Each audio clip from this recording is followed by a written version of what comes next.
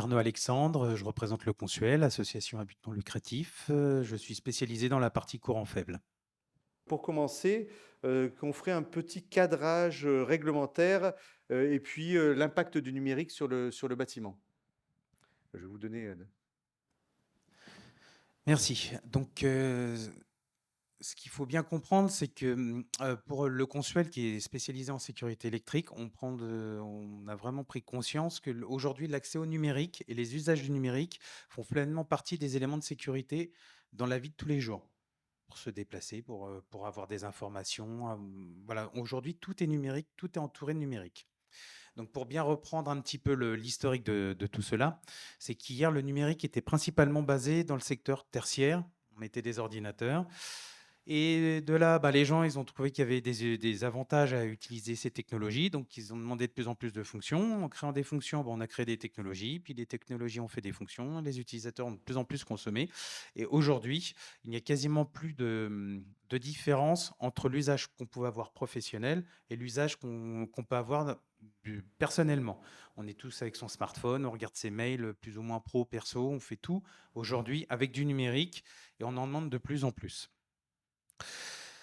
Donc, tous ces changements de société, il faut adapter son lieu de vie pour qu'il ne soit pas, on va dire, en retard par rapport à nos exigences que peuvent être au niveau de tout ce qui va être lié à l'économie d'énergie, les gestions à distance, les accessibilités, le télétravail, le maintien à domicile qui va devenir un sujet très très important, la notion de divertissement aussi, et tout ce qui est lié finalement à cette notion de confort. C'est aujourd'hui dans mon logement.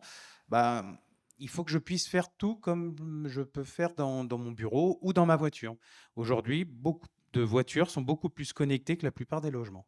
Dans les usages, dans les fonctions, voilà, on a des retours d'informations au niveau de sa voiture qu'on n'a même pas pour son logement.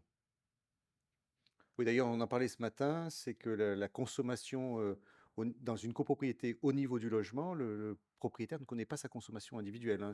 Alors, ça vaut pas pour pas pour tous les sujets, pardon. Pour, l'électricité, on a sa consommation, pour le gaz, on a sa consommation, mais quand on a une chaufferie, qui est fuel, on n'a pas forcément sa consommation individuelle. Donc, on a des pertes de repères.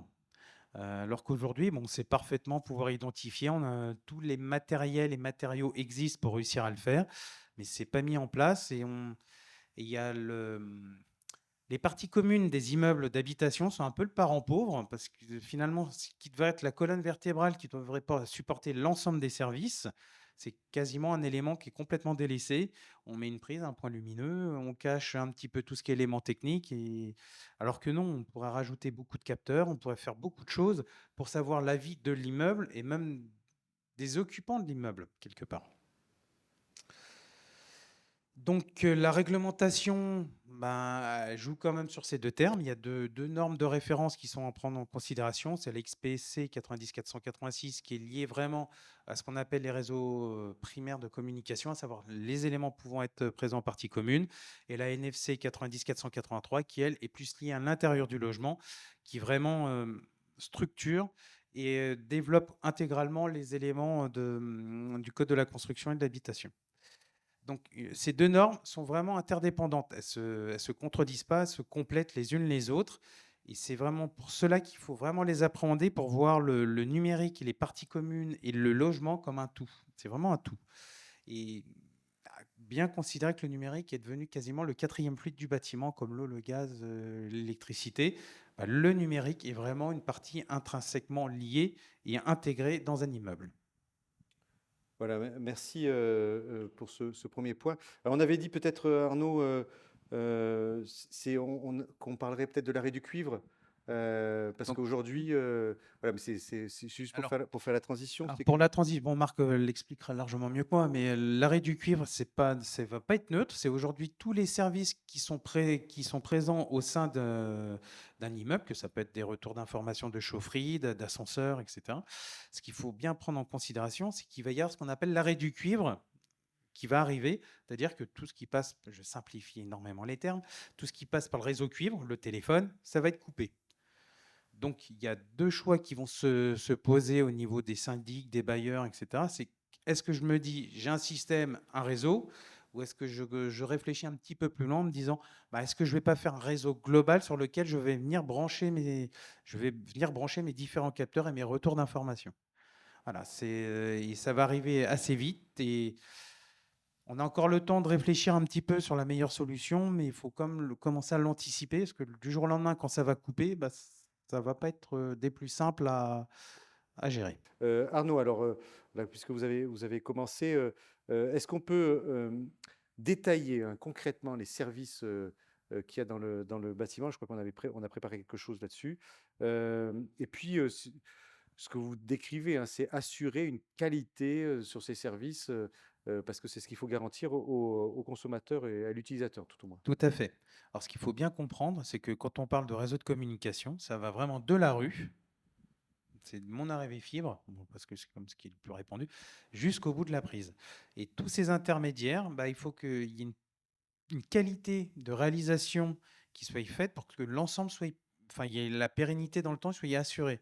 Dès que je vais avoir un chaînon qui va poser problème, c'est l'ensemble du système qui ne va, qui va plus fonctionner. Oui, parce que là, ce que vous décrivez, c'est j'ai le quartier, il faut que ça fonctionne au niveau du quartier, bien sûr, pour délivrer ces flux dans les immeubles. Ensuite, il y a l'immeuble et ensuite, il y a le logement. Exactement.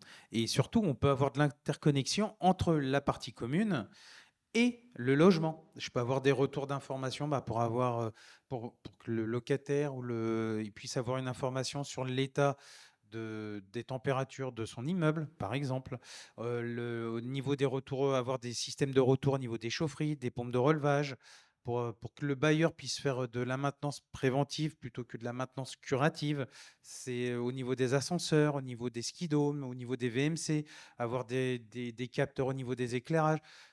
Enfin, voilà, tous ces éléments-là, aujourd'hui, sont présents, sont faisables. On peut mixer les technologies. Alors, ce que j'appelle mixer les technologies, c'est je peux faire un réseau, une véritable infrastructure filaire, et derrière, je peux rajouter des objets qu'on va appeler connectés, on sans fil. Mais ce qui est vraiment important, c'est de réussir à avoir cette information, la data, on reste toujours sur cette notion-là, d'avoir de la data pour pouvoir la travailler, pour pouvoir bah, comprendre ce qui se passe dans son immeuble et justement bah, pouvoir agréger ces informations pour pouvoir anticiper les éventuels besoins. Est-ce qu'il est trop chauffé en partie commune? Est-ce que c'est pas assez chauffé? Est-ce que ma chaufferie elle commence à m'indiquer un capteur qui va plus? Mais bah, peut-être qu'au lieu d'attendre qu'il tombe en panne, bah, je vais peut-être déjà aller le dépanner assez rapidement.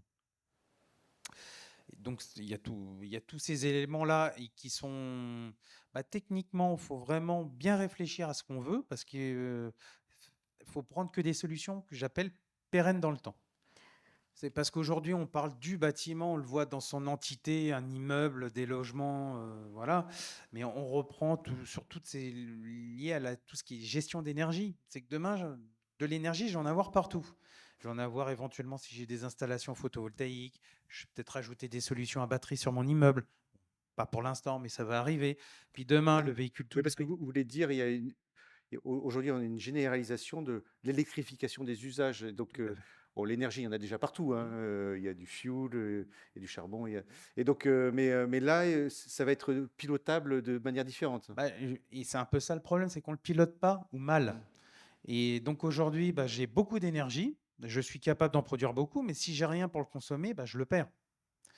Et donc ça, c'est parce que si je prends le bâtiment dans son entité propre, hein, bâtiment A, son installation PV, ses véhicules branchés sur l'IRVE en V2G ou V2B, bah super, j'ai plein d'énergie partout, mais j'ai personne pour le consommer, donc c'est un peu inutile. Par contre, si je commence à rentrer un peu plus loin dans un système de réflexion, ce que j'appelle la Smart City, bah, je vais avoir le bâtiment A, le bâtiment B, puis peut-être le bâtiment C, puis il y en a un des bâtiments qui va avoir peut-être besoin d'énergie, bah, il va peut-être utiliser ce que lui qui est produit au niveau du bâtiment A, etc. Idem au niveau des voitures électriques, même au niveau des batteries. Bon, là, j'ai mis des panneaux photovoltaïques, mais on peut commencer à avoir aussi des systèmes de micro-éoliennes ou d'autres systèmes qui ne sont pas encore présents, mais qui pourront arriver, qui seront aptes à produire de l'énergie. Donc, il va falloir que bah, la data, hein, bon, je reviens sur mon quatrième fluide qui était le numérique, mais le cinquième fluide, ce sera la data. C'est tant que je n'ai pas mes retours d'informations, bah, je ne peux pas les piloter. Et si ce n'est pas piloté, bah, souvent, c'est perdu.